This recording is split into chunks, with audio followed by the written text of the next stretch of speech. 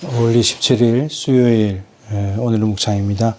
이사야 마지막 장입니다. 66장 1절부터 24절까지 말씀인데 오늘은 64장, 65장과 좀 연결이 되면서 마무리를 하고 있는데 오늘 말씀에 두 번 반복해서 나오는 표현이 있습니다.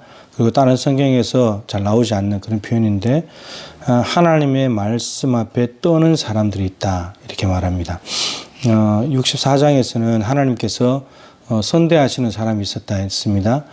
기쁘게 공의를 행하고 그리고 주의 길에서 주를 기억하는 사람, 그 사람을 하나님은 선대해 주신다라고 말씀하셨고, 그리고 어제 말씀에서는 하나님을 찾는 사람, 그걸 하나님의 종들이라고 부르면서 하나님께서 그들을 기뻐하시고 그들에게 놀라운 은혜를 부어주신다라고 말씀을 하셨죠.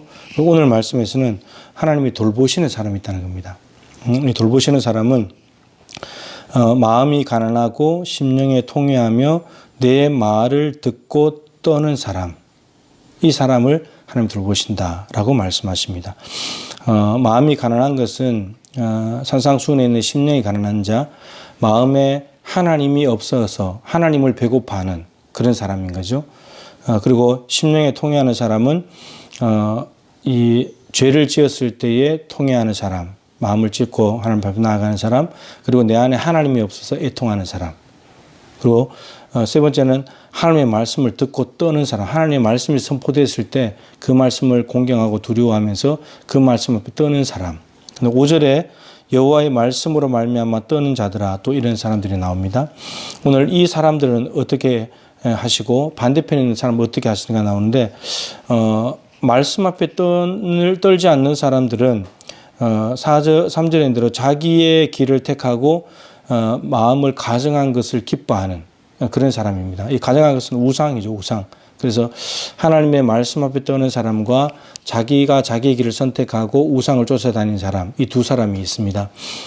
하나님의 말씀 앞에 떤다는 것은 하나님의 말씀이 선포됐을 때 한편으로는 내가 저 말씀대로 살아야지, 또 한편으로는 큰일 났구나, 내가 저 말씀대로 살지 않아서 하나님이 진노하시고 심판하신다니 내가 어찌할꼬, 이런 마음인 거죠.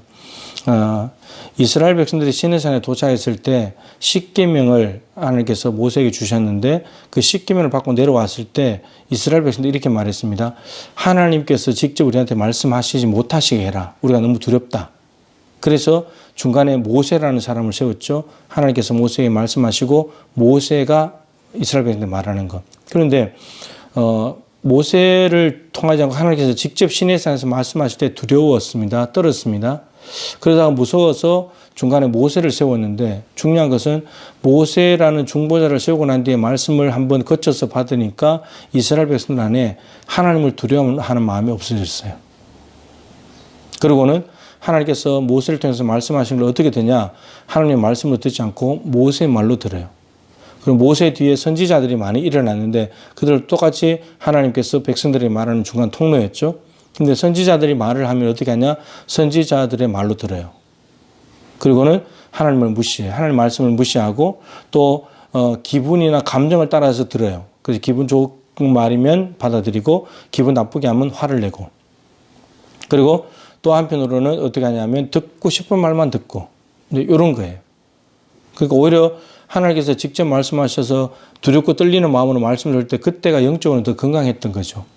근데 이게 건강이 나빠지게 된 거예요.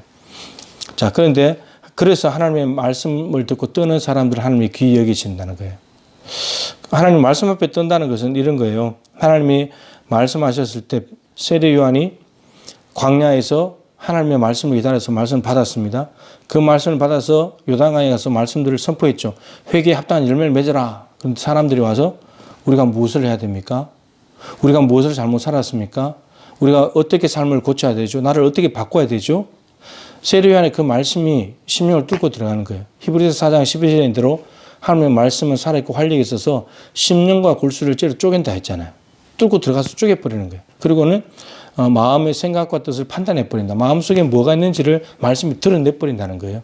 그래서 잘못 살았구나. 이걸 드러냈다는 거죠. 그리고 베드로가 성령이 충만해가지고 오순절날 설교를 했을 때 유대인들이 그 말씀을 듣고 바로 53일 전에 예수님을 죽인 그 유대인들이 우리가 어찌할꼬. 베드로가 선포한 말씀이 심령을 찔러 죽이면서 그 말씀이 이들의 심령을 읽어버린 거예요. 그래서 예수가 신성모독죄를 지르고 죽은 죄인인데 그렇게 생각하고 있었는데 베드로의 설교를 통해서 예수님이 죄인이 아니고 주와 그리스도가 되신 분이구나 하는 것을 알게 된 거예요. 그리고 자기들이 살인자라는 것을 깨달아지면서 우리가 어찌할꼬. 베드로가 너희들 회개해라. 각각 예수 그리스도의 세례를 받으면 성령의 선물을 받는다. 그래서 그날 3,000명이 예수를 믿었다는 거예요. 이게 말씀 앞에 떠는 거예요. 그런데 이 개인도 있지만 교회도 있어요. 데살로니가 교회도 바울이 가서 3주간 새 안식일 동안 말씀을 전했습니다. 그런데 이 데살로니가 교인들의 믿음이 마게도냐와 아가야주, 지금의 그리스 온 땅에 믿는 자의 본이 되어버렸다는 거예요. 어떻게 3주간 말씀을 들었는데 이렇게 될까? 하나님의 말씀을 받을 때 사람의 말, 바울의 말이 아니라 하나님의 말씀으로 받았기 때문이에요. 그 말씀을 진지하게 받아들여서 그 말씀대로 살았더니 모든 믿는 사람들에게 본이 되었다라고 하는 겁니다. 그러니까 개인 또 말씀 앞에 말씀을 받을 때 떨면 복이 되는 거고 교회도 하나님의 말씀을 들을 때 떨면서 두렵고 경외하는 마음으로 받으면 삶이 바뀌어지는 거예요. 교회가 바뀌어지는 거예요. 근데 이 말씀을 받았을 때 떨지 않는다. 오히려 기분 나쁘게 듣는다. 이런 경우도 많죠. 스데반이 설교했는데 죽였어요. 기분 나쁘다고 죽였습니다. 이런 거죠. 이는 마음밭이 문제인 거예요. 길가와 같이 사람이 많이 밟고 다니면서 말씀이 들어갈 수 없는 딱딱한 완악한 그런 돌로 굳어진 마음이죠. 그런 사람들은 말씀 앞에 떨지도 않고 기분이 나빠가지고 오히려 스데반을 죽이고 예레미야도 말씀 전했더니 예레미야를 구덩이에 갖다 넣고 죽이려고 하고 이런 겁니다. 그래서 여기 뭐라고 그러냐면 5절에 여호와의 말씀으로 말미암아 떠는 자들아 그의 말씀을 들을지다 이르시되 너희 형제가 너희를 미워할 거다. 말씀 앞에 떨고 말씀을 가지고 선포하고 전했는데 사람들이 오히려 미워한다는 거예요. 그리고 내 이름으로 말미암아 너희를 쫓아낼 것이다. 하나님의 말씀을 받아서 하나님의 말씀을 떨고 떠는 가운데 선포했는데 하나님의 이름으로 전한다는 것 때문에 쫓아내버린다는 거예요. 예, 쫓아내는 정도가 아니라 스데반이 죽었습니다. 이렇게 된다는 겁니다.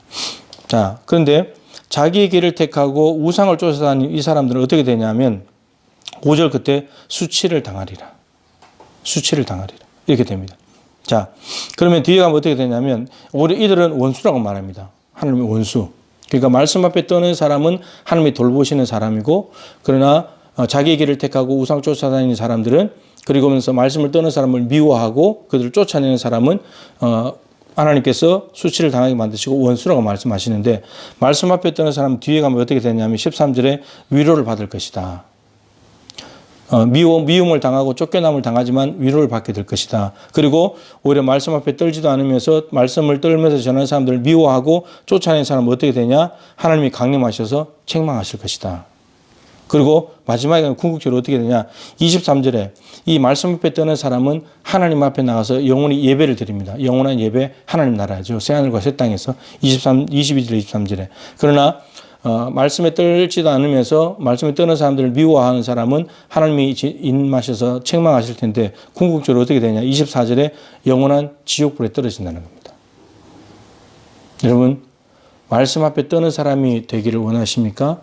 하나님의 말씀을 무시하고 듣고 싶은 말만 듣고 기분 나쁘면 오히려 올바른 길을 제시하는 사람을 향해서 미워하고 쫓아내고 그렇게 하시겠습니까? 근데 중요한 것은 오늘 1절 말씀에 하나님께서 하늘은 나의 보좌요 땅은 나의 발판이니 너희가 나를 위하여 무슨 집을 지으랴 내가 안식할 처소가 되랴. 하늘은 하나님의 보좌고 땅은 하나님이 발을 딛고 계신 곳인데 이 말은 온 천지 만물을 통치하신다는 것이죠. 내 안식할 처소가 어디 있으랴. 다윗이 하나님의 집을 지어드려야 되겠다. 그럴 때 하는 말과 비슷한 말이죠. 근데 이렇게 말씀하세요. 내 안식할 처소가 어디 있을까? 이러는데 2절에 나 여호와가 말하노라 내 손이 이 모든 것을 지었으므로 그들이 생겨내리라.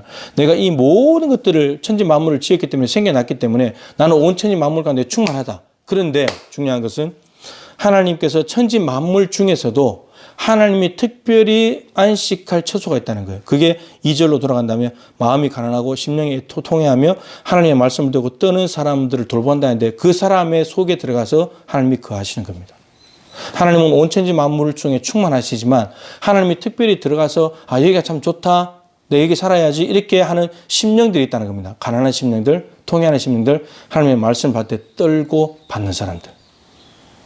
여러분들 하나님이 거하시는 사람이 되기를 원하십니까? 하나님이 내 속에 살아주시기를 원하십니까? 가난한 심령이 되십시오. 죄를 지으면 통회하십시오. 하나님이 없음으로 해서 애통하며 눈물 흘리십시오. 그리고 말씀 받을 때 떠는 마음으로, 경외하는 마음으로 받으십시오. 그럼 하나님이 여러분한테 살아주시고, 여러분들은 비록 미움을 받고 쫓겨남을 당하기도 하겠지만 위로를 받고 결국은 하나님 앞에 가서 영원히 예배드리는 그런 사람이 될 것입니다. 저와 여러분이 그런 사람이 되면 좋겠고, 우리 교회가 하나님이 거하시기를 기뻐하시는 영원한 안식처가 될 수 있기를 소망합니다.